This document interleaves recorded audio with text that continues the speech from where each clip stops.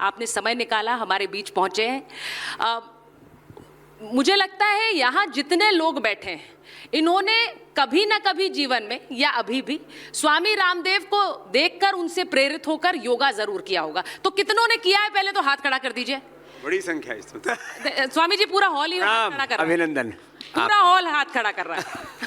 तो मुझे इन्होंने तो मेरे साथ कई बार टीवी पर ही किया और वैसे भी रियल लाइफ में भी करती है। तो स्वामी जी बस यहाँ मत कहिएगा करने के लिए क्योंकि आप वहाँ अर्नब बैठे हुए हैं, मुझे पता है। पिछले पहली बार आए योग से करते, पहली बार आए थे तब कराया था, दूसरी बार आए थे तब कराया था। अब आप भी करो। नहीं नहीं, मैंने आपसे पहले ही कहा आज मत कराइएगा।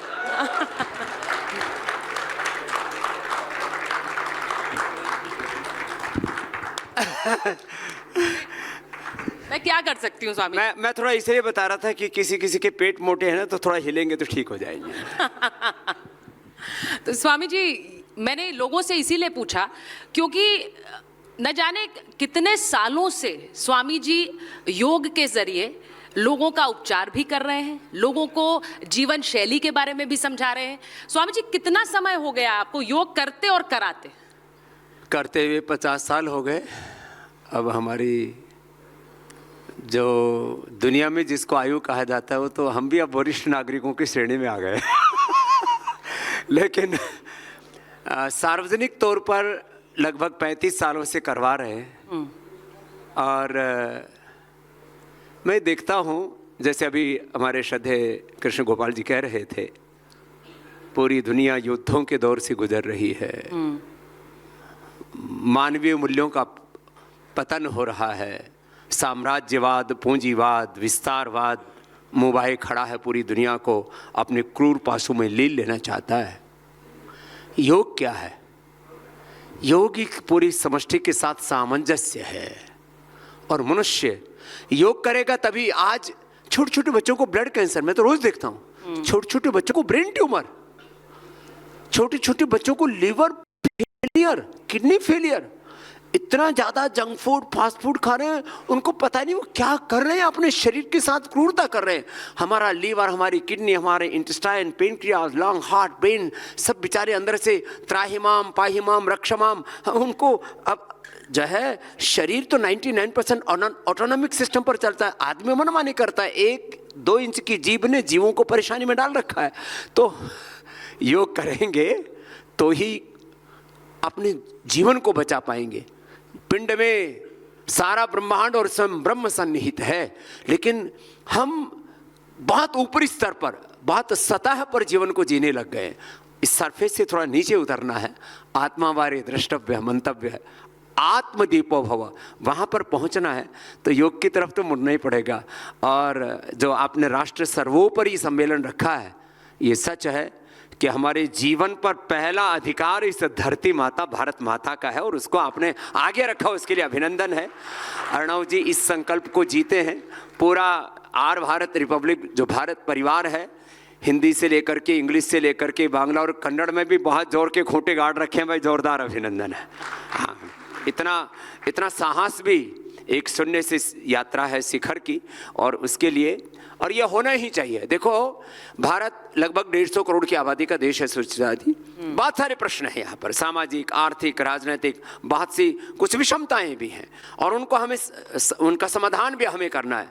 लेकिन इस देश में तमाम संघर्षों, चुनौतियों और प्रश्नों के बावजूद इतना बड़ा सामर्थ्य है कि देश के श्रद्धेय प्रधानमंत्री जी कहते हैं, मैं 2047 तक विकसित भारत बनाने में कहता हूं, ये देश पूरे पराक्रम के साथ खड़ा हो जाए तो वो सपना हम 2040 तक ही साकार कर सकते हैं। वो सामर्थ्य भारत में है, वो पुरुषार्थ, वो पराक्रम, वो शौर्य, और वो लोगों ने करके दिखाया है। अलग अलग क्षेत्रों में लोगों ने समाज जीवन के विविध आयामों में अपने पुरुषार्थ और पराक्रम से किया है, और उसी योग, कर्म योग का, पुरुषार्थ और परमार्थ का, निवृत्ति मूलक प्रवृत्ति का, संस्कृत मूलक समृद्धि का और विरासत मूलक विकास का मैं भी सहयात्री हूं, उसमें आगे बढ़ रहा हूं। आपने क्योंकि हमारे राष्ट्र सर्वोपरि सम्मेलन का जिक्र किया, तो राष्ट्र प्रेम से जो ओत प्रोत संस्थाएं होती हैं वो हमेशा सफलता छूती हैं। फिर वो शायद वो रिपब्लिक मीडिया नेटवर्क हो या पतंजलि हो, हाँ, चाहे वो RSS हो जो भी है, सही बात, बिल्कुल। ये देखो, जो राष्ट्र को केंद्र में रखेगा ना, तो राष्ट्र उसके साथ एकात्म हो जाता है। मैं तो एक अनपढ़ माँ बाप के घर में, गरीब परिवार में, सामान्य किसान परिवार में पैदा हुआ। पहले गवर्नमेंट स्कूल में पढ़ा, 5वीं कक्षा तक हमारा 1 रुपये खर्च नहीं हुआ, 1 रुपये खर्च नहीं हुआ। क्यों? किताबों के पैसे लगा करते थे, वो हमको पता ही था कि हम ये भगवान का अनुग्रह है कि हम पढ़ने में अव्वल थे। तो अगली कक्षा वाले बालक से कहते थे भाई तू अपनी किताब हमको दे देना, हम अपनी वाली किसी और को देते थे, तो उससे 2 रुपये लेते थे, उसको 2 रुपये दे देते थे। 0% इन्वेस्टमेंट। जो आजकल कैपिटल मार्केट का रहता है ना कि आपके पास डेट नहीं होना चाहिए, 0% इन्वेस्टमेंट होना चाहिए। मैंने कहा भाई ये कैसा है? बोले उधार में लो, नगद में बेचो। तो 6ठी कक्षा में हमारे 2 रुपये जरूर लगे थे। और उसके बाद गुरुकुल में आ गए। हमारे पूज्य बलदेव जी महाराज जी गुरुदेव, उन्होंने हमें शिक्षा दीक्षा दी, 500 रुपये में पढ़ाई हो गई। लेकिन इस देश के लोगों का हमें इतना प्यार मिला। मैंने हरिद्वार में पहले 2 लोगों को योग सिखाया, फिर सूरत में चला गया, वहाँ 200 लोगों का, फिर 2000, फिर 10,000, 50,000, लाख लोगों का सिलसिला शुरू हुआ। और हमको पता ही नहीं लगा 100 करोड़ से ज्यादा लोगों ने हमको इतना प्यार दिया। आज विदेशी कंपनियों का पतंजलि ने शीर्षासन करा दिया और घर घर पतंजलि छा गया। नहीं तो हर घर में आपका कोलगेट तो यहां स्पॉन्सर नहीं है। दंत कांति छा गया। नहीं, ये इसलिए भी जरूरी है स्वामी जी, और आप इसके बारे में बार बार कहते हैं। इस बार प्रधानमंत्री जी ने भी कहा कि वोकल फॉर लोकल वो हमेशा कहते हैं, वो कह रहे हैं इस बार दिवाली है, दीपावली का त्योहार है, और उस त्योहार में आप लोग याद रखें कि स्वदेशी खरीदना है आपको। और बार बार कहते हैं वो। और आज योगी आदित्यनाथ ने भी वही बात कही है। आज उन्होंने दिवाली से पहले जो बात कही, उन्होंने कहा स्वदेशी अपनाएं।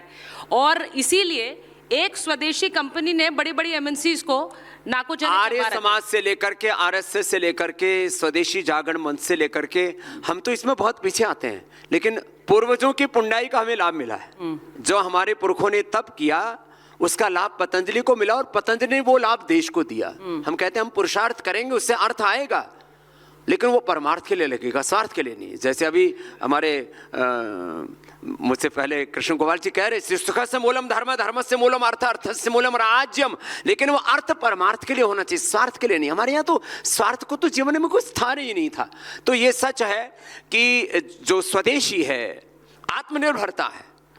पहली बार देश के प्रधानमंत्री खुल करके एक तरह से आज वो स्वदेशी के ब्रांड एम्बेसडर है, उसको जीते। और ये जरूरत है इस देश की। आज ट्रम्प साहब कभी कुछ बोलते हैं, कभी कुछ बोलते हैं, पता ही नहीं लग रहा। मुझे लगता है उनको भी अनुलोम विलोम कराना पड़ेगा।